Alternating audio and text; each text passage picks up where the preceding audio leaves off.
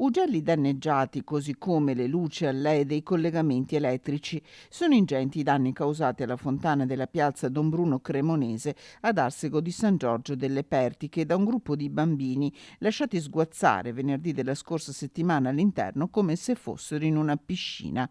Ecco il racconto del sindaco Daniele Canella al Consiglio Comunale. Abbiamo visionato le telecamere e purtroppo abbiamo preso con i nostri occhi che vi erano diversi bambini in età scolare all'interno della fontana che giocavano con due palloni, se non erro, dentro appunto la vasca della fontana di fronte agli occhi dei genitori che anche riprendevano, facevano insomma video a questo momento. I danni sono stati calcolati in circa 3.000 euro che il comune non intende pagare, ma poteva finire peggio perché i bambini sono stati lasciati in una fontana illuminata dove l'acqua può venire a contatto con l'elettricità.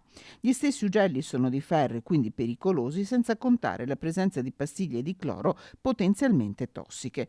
Una serie di leggerezze da parte degli adulti che hanno dato un segno evidente di inciviltà, a cui adesso la comunità di San Giorgio delle Pertiche, per voce del sindaco, chiede di rimediare.